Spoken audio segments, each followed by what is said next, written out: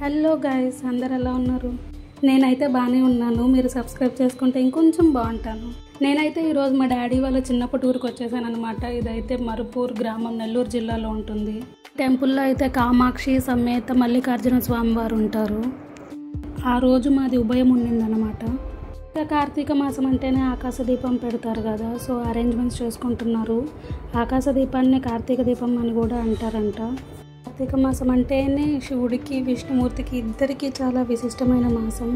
Morning దీపం పెడితే అది విష్ణు అనుగ్రహం, ఈవినింగ్ దీపం పెడితే అది శివుడి అనుగ్రహం లభిస్తుందని చెప్తుంటారు.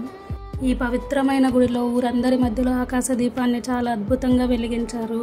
ఇంకా ఆ రోజు మాదే ఉభయం కాబట్టి మా చేత జరిపించారు మొత్తం. ఇంకా ఆకాశ దీపం పెట్టేశాక శివుడికి ఎంతో ఇష్టమైన పాలు, విభూది, పంచామృతాలతో అభిషేకం చేయించుకున్నాం. ఈ ఊరికి గ్రామదేవత వచ్చేసి ముడిగాలమ్మ అమ్మవారు. అక్కడికి వచ్చి పొంగల్ పెడతారు, పూజలు జరిపించుకుంటారు. అభిషేకం తర్వాత మహాదేవుడు ఎంత అద్భుతంగా ఉంటారో కదా. శివుడి తర్వాత కామాక్షి అమ్మవారికి కుంకుమ పూజ కూడా చేశారు. ఉభయం అంటేనే నైవేద్యాలు సమర్పించడం కదా. మేమైతే ఆ రోజు 5 రకాల నైవేద్యాలు సమర్పించాం. ఈ గుడికి అయితే ఒక విశిష్టత ఉంది. అదేంటంటే సంక్రాంతి అప్పుడు పొద్దున్నే సూర్యకిరణాలు 6:45 నుండి 7:15 మధ్యలో డైరెక్ట్గా శివుడి మీద పడతాయంట.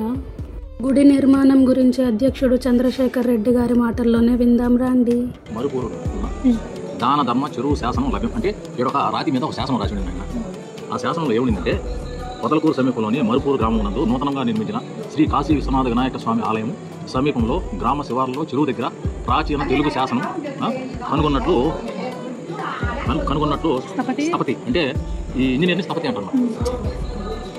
స్థపతి మరియు గూడూరు ప్రభుత్వ డిగ్రీ కళాశాల చరిత్ర అధ్యాపకుడు డాక్టర్ గోవింద సురేంద్ర తెలిపారు. అంటే ఈ స్థపతి వచ్చి దీని ప్లాన్ ఇచ్చినాడు ఆయన ఆ రాళ్లలో ఉండేది ఆ శాసనాన్ని మనము ఆయన గూడూరులో ఉండే లక్ష్యం ఇచ్చి సంస్కృతం ఉందని అనువాదం చేయించారు.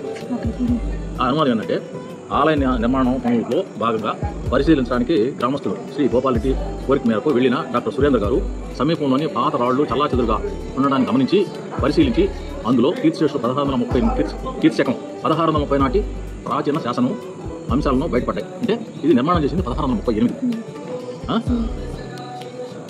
రాతి శాసనం ద్వారా రాపూరు సీమను పరిపాలించే వెలుగోటి వెంకటపతి నాయని ఆదేశాల మేరకు ఆనాటి గ్రామస్తులు అందరూ కలిసి చెరువు నిర్మాణం అంటే ఈ పక్క చెరువు నిర్మాణానికి తనకు పండే పంటలో మేర అంటే కొంత మేర భాగమును కానుకగా ఇవ్వవలను. అంటే ఆ చెరువు కింద పండే పంటలో కొంతమేర ఈ దేవాలయ నిర్మాణానికి ఇవ్వవలను. ఈ గుడిలో మహాదేవుని దర్శించుకున్న వారికి కోరికలు తీరుతాయని చెప్పి ఆ ఊరి వాళ్ళు గట్టిగా నమ్ముతున్నారు. ఈ గుడి నిర్మాణానికి అయితే మా ఫ్యామిలీ కూడా డొనేషన్ ఇచ్చాం. మీకు అన్నపూర్ణ మైకా మైన్ తెలుసా? అది ఈ ఊర్లోనే ఉంది. ఈ మైకా అనేది ఎలక్ట్రానిక్స్, కాస్మెటిక్స్, కన్స్ట్రక్షన్స్లో యూజ్ చేస్తారు, మీకు తెలిసిందే. చాలా ప్రశాంతంగా ఉంటుంది గుడి అయితే. తప్పకుండా వచ్చి దర్శనం చేసుకోండి, ఆ మహాదేవుడు ఆశీస్సులు పొందండి. వీడియోనైతే ఇంత దూరం చూసారు కదా, లైక్ చేయండి, షేర్ చేయండి, సబ్స్క్రైబ్ చేయండి.